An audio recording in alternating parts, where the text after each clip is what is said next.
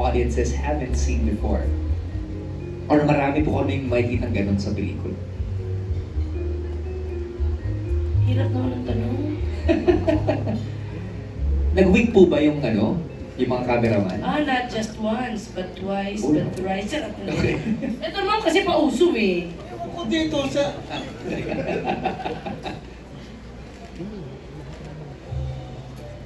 Was it intentional, direct, yung if ever? The winks? No, yung pag-highlight ng yung mga ibang aspects na hindi pa nakita. No. I don't do that. Okay. I don't make scenes, particular scenes just to highlight the galing of an actor. No, I don't do that. All the scenes that are highlighted are maybe because it's needed in the story. Just like in our lives, lahat tayo may kanya-kanyang highlights. No, your highlights might be different from the highlights of another person.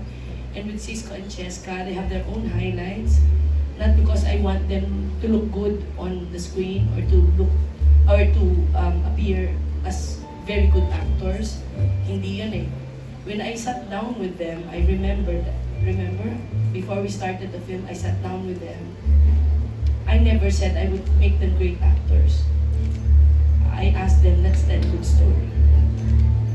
We work hard for this, for your characters, para maisabuhay natin ang kwento ni Cisco at ni Cheska, para sa tamang kwentong gusto natin ibahagi sa mga tao. So whether mananalo ka ng award dito o hindi, that's not my intention. My real intention is pakita yung totoong nararamdaman ng mga taong katulad ni Cisco at ni Cheska. That's how we work. That's how I work. And that, that's a mark of a great storyteller. You're not just a director, you're a great storyteller, direct. We're just talking about you, kami ni Sir Happy. Ganon. Yes, pero good things. Good things. Di ba?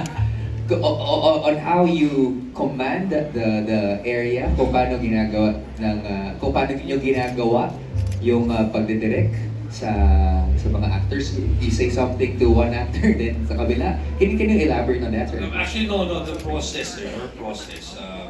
I was actually telling Don and Mel, diba, on the side, diba?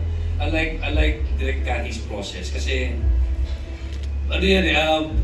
even if you got the scene already, ako, feeling ko sometimes nakukuha na namin yung scene eh.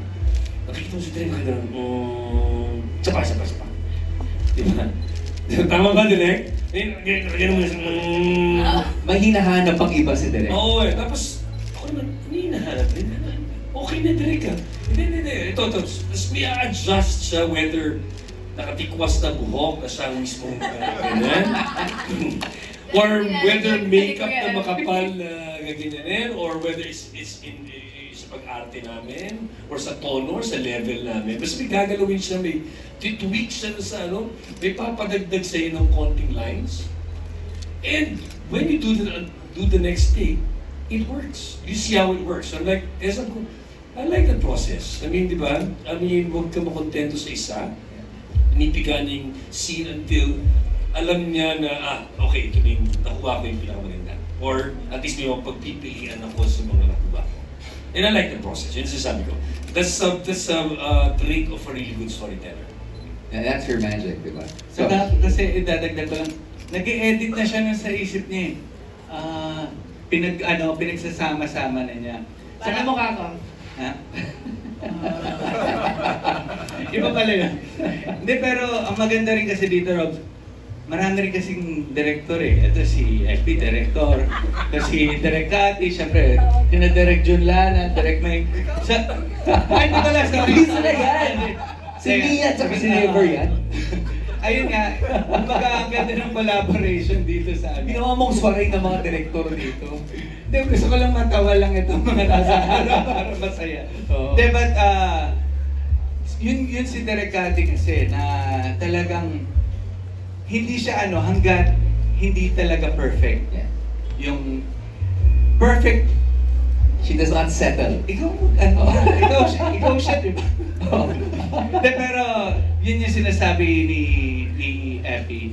Kung paano mag-direct si Direk Cathy, hindi siya yung, pwede na yan. Automisan sinasabi. Okay na yan. Automisan sinasabi. Ayoko na. Pero Wala. alam natin, Teka, Wala. tinataas natin si Direk Cathy. pero alam natin, may nakuha na siya na gusto Oo. niya. Okay. Kasi mga take 25 na. Marami na. Yun nga eh, yun yung magic talaga ni Direk Cathy. May hinahanap siya na hindi natin minsan nakikita. Pero Direk, circling back, before we ask Sir Evie, no? Let's make it simple, the question. Tayo sa wakas, ano ang kwento nito? I've been thinking about that. In fact, prior to this, nag-usap-usap, paano ikikwento, I realized, ang daming angulo mo pwedeng tingnan ng pelikula to. We can say that it's a trip. It's a trip of two people para alamin kung talaga bang sila ay dapat matapos na or magpatuloy pa. I can say it's about someone who wants to reach a dream. Pero anong gagawin mo kung ang kalaban mo sa pag-abot ng pangarap na yon ay ang kauhan mo? There are many things. This story is just, ano yan eh, parang pagkain lang yan. Iba-iba tayo ng pagtingin, iba-iba tayo ng take. And to me, simply put, it's a journey, of two people who loved, got hurt,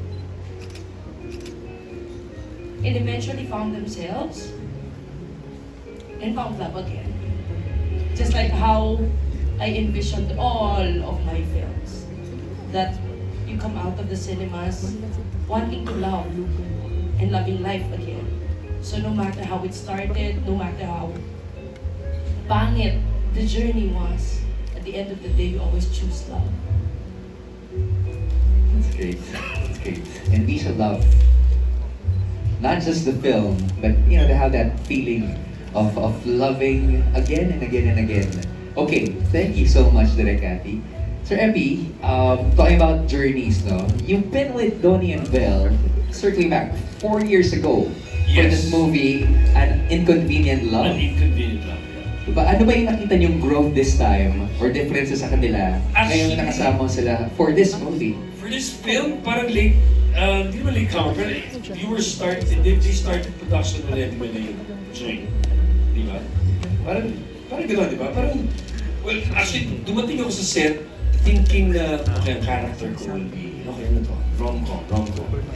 And then, I was doing the scenes, okay, so mga unang scenes kita, but eventually, as we go along, yung araw na yun, yung first day ko, parang heavy na itong material. Medyo may heavy, kasi hindi siya yung ina-expect ko na Don Bell film na 4 years ago na ginawa ko. So on the side, si Bell at si Don, nakikita talagang, they talk to me about their roles, sabi ko, parang mabigat yung ano. And then eventually, na-realize ko, mabigat talaga. May lalim yung material.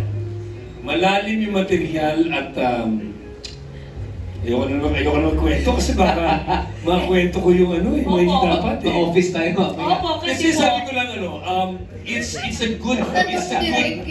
it's a good film for yung 7 years na pinagdaanan ng Don Bell Love Team. This is a good peak nung Don Bell. That's what I can say. And these two, of course, given the guidance of Direk Cathy, I believe they're giving it 110% each time they are in front of that camera. And I know that because even on the sideline, hindi mo nawala yung kulit ng dalawa. Mas mas on point sila with everything that they do. And again, with Direk Cathy's process, yung squeezing them out, lalabas talaga yung peak ng Don Bell, at least yung love team na dito sa pelikula to. For this film, no? Direk, sinasabi ka Direk para kinukontra mo. Direk. kasi po may madaldal ditong bata. Direk, nagtanong po. Ayan. Kasi, kwento mo! Nagtanong po si Sir Epi kung anong story. Siyempre ako. Wala akong hindi naman yung sasabi ko yung mga eksena natin. Hindi, kung bakit nyo nga na-sense na mabigat siya. Remember, Because Tapos tumatakbo na siya sa akin. Direct na sabi ko, bakit sinabi? Nagtanong po. Oo! Kasi, Ang bait mo talaga. lahat po ng cast, there is something in the film that is not worth telling it to you now. That only Van, Don Bell, and I know. May isa nakalusot, si Epi. Not even Joras and the rest Direct. know. nobody knows. Yeah. Tapos sinabi ko, paano sinabi? Nagtanong po eh. Direct may Pero mga ako alam ko scenes mabigat na, talaga. may mga scenes na hindi yung nila wait. alam yung ano. Hindi nila alam yung nangyayari kasi sila. So, may mga ganon. So, marami kayo talagang i-expect sa pelikulan to. Dahil ako, nagugulat ako biglang, iba ang script mo, ha? Ito yung binemorize ko. Welcome to my set! Bakit ka ni May Direk? secret ako na hindi nila alam. Ganun si Direk. Iba yung script niya, iba yung script ko, tapos mag-actions, lahat kami hindi namin nangyari. Pero Eto lang, parang ha? kasi yun ang Ito eksena. lang yung sabihin, galing pa kami sa gata. Kanina. Kanina lang, I think yung huling beses namin magkita alas 2 ng umaga sa taas ng Sea of Clouds. At ang ganda na eksena namin ni Tony, and I will tell you, abangan yan. Basta yung eksena na yun, napakaganda. Padulas na, pero Padulas na. wala akong sinabi. Ganda na eksena namin ni Tony. Ngayon, alam na natin kung ano nga abangan na isa sa mga big scenes doon sa pelikula at sa Hindi ito, may maganda rin kami scene. Ano. So I'm just really privileged to be working with these guys kasi in a way I've seen their growth. No? So hindi constant, but I was part of a film na ginawa namin 4 years ago. And I'm really honored to be part of this film. Of course, under Direk Cathy's leadership. No? Thank you.